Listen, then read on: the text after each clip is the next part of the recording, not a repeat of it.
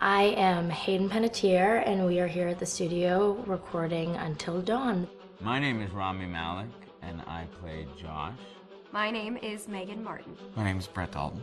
My name is Antonella Lentini, and I played Hannah and Beth. My name is Jordan Fisher, and I play the character Matthew, Matt for short. I'm Nicole Bloom, and I play Emily in the game.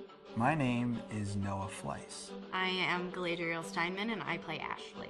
So Until Dawn is the story of 8 teenagers who revisit this cabin in the woods about a year later after a really traumatic experience where I've lost 2 of my sisters, so coming to kind of get some closure in that respect.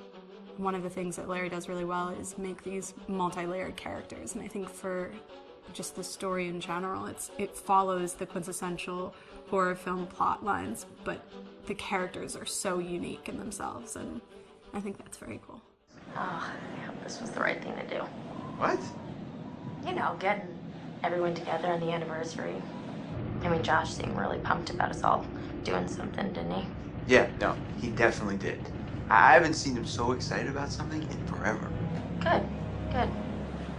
Sam and I have a few things in common, such as being huge lovers of animals, and she's a huge animal lover. She's vegan. She is a pacifist. I'm not quite sure if I'm gonna go as far as saying that I'm a pacifist, but she's spunky and cool. I know that she, I think, is made fun of a little bit by the rest of them who think that her morals and her beliefs in that area are a little ridiculous and they don't agree with them, but she doesn't care. It doesn't stop her from being herself, and that's something that I hope I have in common with her. You know, he definitely can be depressed at some times and a bit of a loner, but he takes some solace in one of his sister's friends, Sam, played by Hayden Panettiere, and invites everybody back to the same house the next year to kind of find some closure. Jessica she has a whole lot of personality. She is definitely the sort of mean girl character that, you know, at school she knows she's pretty, she knows that boys like her, and she's gonna use it to her advantage. He's got a big heart, and you can tell that that's very evident, especially how he treats his girlfriend, Emily, and, you know, he's kind of a meathead, but in the best way possible. She really knows what she wants, and she manages to get that from whomever it is, whether it be Matt or Mike. You know, she's really driven, and I can definitely relate to that. My character is Chris, and he is what society might consider the nerd of the group, and he kind of embraces it.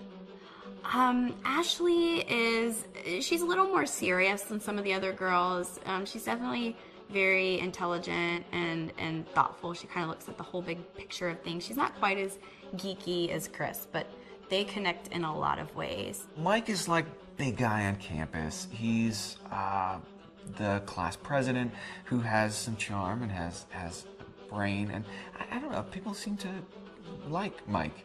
He gets away with a lot, though. He can be kind of jerky. The fact that he really just kind of wants everyone to be happy when he wants for he's a people pleaser, and I can definitely attest to being, you know, that guy. I'm always the friend that wants everybody to be happy and wants everybody to be taken care of, and that's definitely Matt. But also, like, this character is just so fun. I rarely get to play the bitch, and so it was really fun to do that. The spirit of things, seriously, what's wrong with you? I'm just trying to lighten the mood, Em. Don't be like that. Like what? The way you're being. You always get like this. I just think this is just the coolest thing to be a part of, and I just think it's going to take the world by storm. I really do. I think this genre is the wave of the future, and I think that once people see the potential behind it, of getting to interact with the drama that you're witnessing unfold in such a realistic way, that this is how entertainment's going to be from now on. Hi, this is Lee Robinson, production designer on Until Dawn. The production design for Until Dawn started with the great teen horror script that sets the characters in a Canadian winter mountain lodge, being a contemporary setting with visual clues derived from classic films of that genre, such as Hitchcock's Psycho and Stanley Kubrick's Shining. The storyboards are vital to the production design, as it allows the designer to understand the scale of the environments to be made and the detail that would be seen to create the atmosphere of a horror. This took us into concepts that took these storyboards further, visualizing the world through the color palette, the lighting, tone, and the mood, and developing key locations such as the lodge, the cable car stations, the forests themselves, the wilderness. As you can see, the environments and atmospheres change quite a bit from warm and inviting to cold and threatening.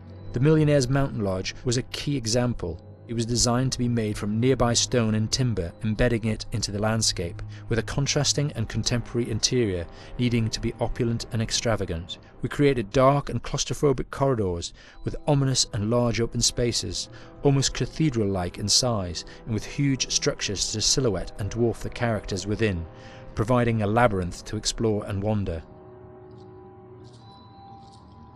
Each character was developed with a strong visual identity in mind, with contrasting colours, tones and silhouettes to identify them, each to have their own texture, pattern and shape, so that when they were lined up you could always identify them.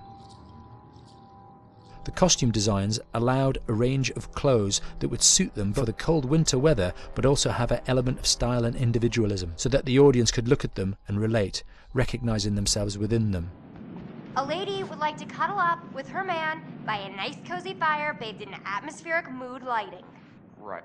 It'll get plenty toasty once we're rubbing up against each other. Mike, fire and mood lighting. Yes. Working with the lighting artists, we really brought the look and feel of the world together, and this required a thorough understanding of the visual language of teen horror.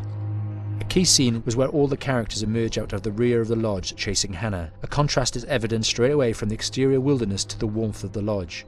The attention to character lighting here is through the bounce and rim lighting, accented colours and composition, creating characters that come from the dark into the light and back again with an emotional effect. Guys, there's someone outside. What the hell?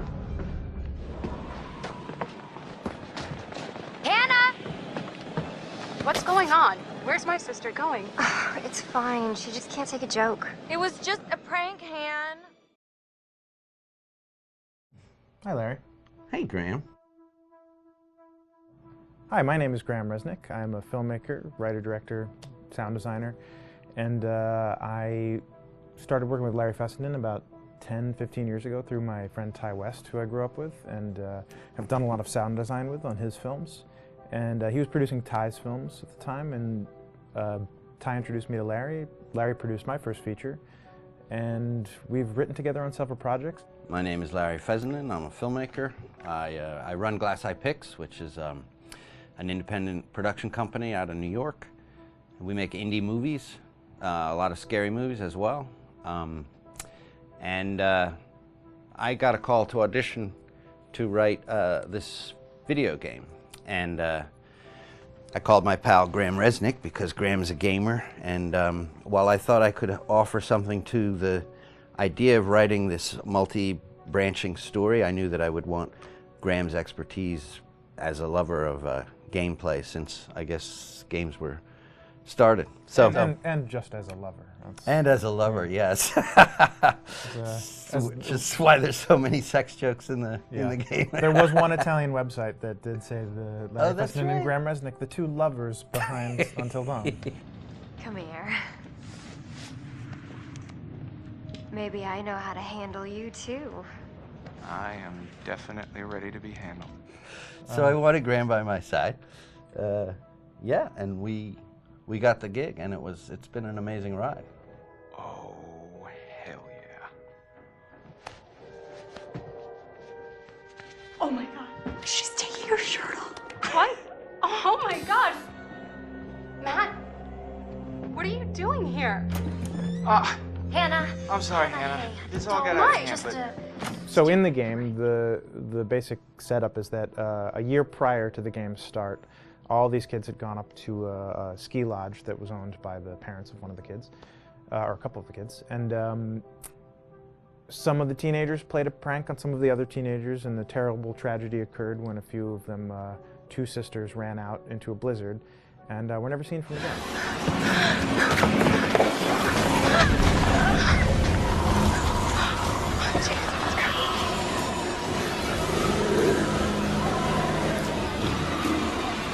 And so now, a year later, this is kind of torn apart, this group of friends. They've gone through some trials and tribulations in the past year. The brother of the 2 girls has had a lot of psychological issues, and to kind of help him cope and help them all get over it, they all returned to the lodge a year later, back up on the mountain.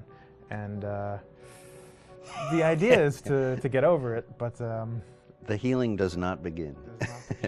Yeah, and these kids are all trying to find themselves. They've been through a trauma, but in general, they're just teenagers trying to figure out who they are. So they're all kind of falling into the patterns, the stereotypes, the characters they see on TV and in the movies. I think we were very interested in taking genre tropes and kind of making them sort of refresh them.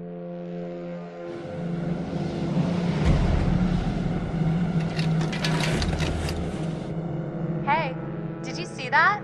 Dad said it'd just be us this weekend. We're familiar with how slasher movies work. Most people have seen some horror movies, and we have established notions and preconceptions about the roles of the players in horror movies and how they talk and how they get killed and how they have sex.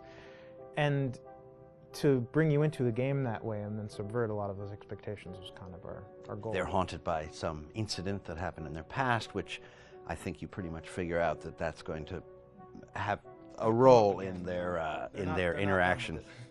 Yeah, so I think what was fun was we take some sort of stock characters and we try to give them some shape, but at least at the beginning they're recognizable in the way of groups of friends. There's, you know, the jock and the bitchy girl and the rivalries between everyone. And oh my gosh, and really fun characters too. Like we just had so much fun living in the minds of these characters through writing the script.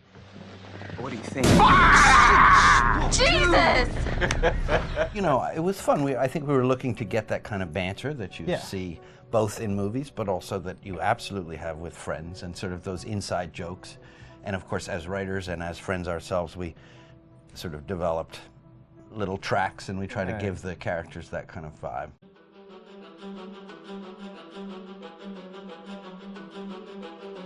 My name is Will Biles, Executive Creative Director of Until Dawn.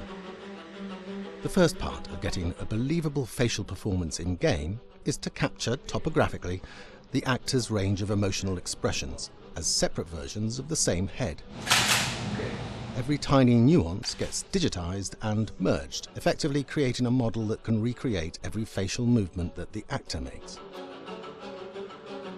Once the topography has been recorded, the actor's performance itself can be captured by using a predetermined set of marker points, drawn precisely on the face, and a high-def helmet cam, wirelessly linked to capture devices. The camera is the small box where it looks like the microphone should be. Outro Sam. Mark. It records in high def the movement of the dots throughout the performance that will drive the expressions captured earlier. Unlike other systems, this form of capture is far less lossy because there are fewer interpretations between performance captured and performance rendered finally in-game. The audio is also recorded via 2 separate lavalier mics attached to the helmet. It takes a while for the actors to acclimatise to carrying around the recording devices and the helmet cams, but very soon the shoot becomes similar to any other effects shoot or a green screen shoot. The actors in these scenes are only recording facial animation, but use cursory body movements for pacing. Wait, and maybe we should all stick together and find everybody and make sure that we're all okay, so... 1-1, the year before the prank. Take 2, Mark. Other than the other actors, they have to use their imagination for everything and everywhere that they are supposed to be seeing and feeling. Idiot! So dumb! From a hot midday studio in Los Angeles to a freezing midnight mountain in British Columbia.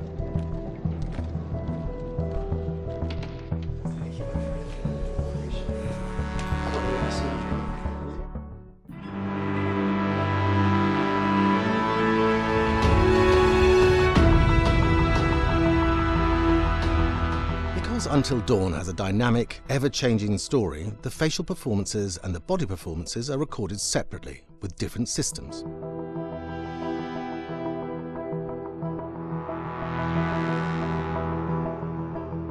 With the body capture, we use reflective bead suits and an infrared camera matrix system that drives the CG bone hierarchies in our character models.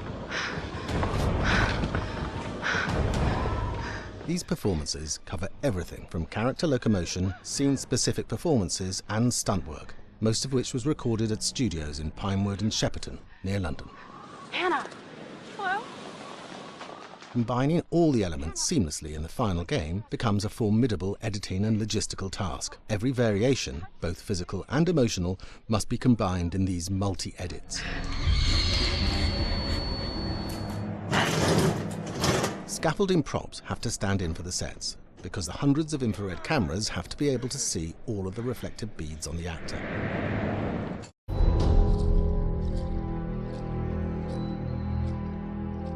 Just move over there. Go on, move. Let me say what I came to say. I'm here to tell you what you're up against being back on this mountain. You should never have returned. I don't know why you did after what happened last year. You mean with Hannah and Beth? Yeah, how could you know without being involved? I don't take kindly to you kids coming up here to my mountain. Your mountain. The mountain don't belong to me, it's true. But it don't belong to the Washingtons. This mountain belongs to the Wendigo. Hi, this is Lee Robinson, production designer at Supermassive Games. Understanding the ancient myths of the Wendigo was key for their development that helped the visual look. Through sketches and concepts, these elements were visualized, such as eyes being milky, almost dead, with loss of lips and eyelids due to frostbite, fangs growing and arms and legs getting longer, with skin hardening and thickening to look snarling and menacing, yet withered and lean. What the hell was that? Another fucking piece of... Fingers and toenails extending like claws, allowing them to climb effortlessly. We made them look gaunt and weathered, and having ragged remains of clothes they wore. Blood-stained and rotten, with patches of hair still remaining, they retained strong skeletal limbs, which enable them to be agile and quick through the environment. Where are you? My name is Jamie Gallipo, animation director at Supermassive.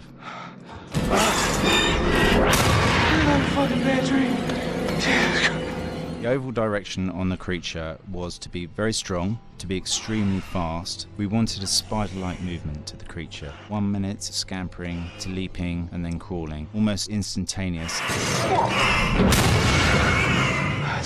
And finally, we wanted the creature to have this real, uncontrollable thirst for flesh. From a sound design perspective, the Wendigo is a real challenge. For the main vocalizations of the Wendigo, we used our own vocalizations, various different animals from the exotic to the farmyard, various plugins and processes to gel these sounds together and keep a human resonance behind that voice, telling the backstory of the Wendigo.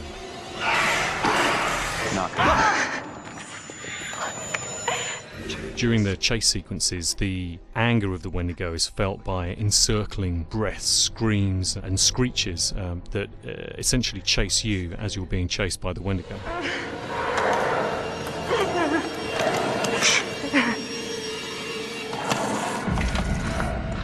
We would layer them up in a multitude of layers, sometimes 15, 20 sounds playing at the same time, to build up the vocalizations for this fearsome creature which is always in attack mode, hyperactive and chasing you throughout the game.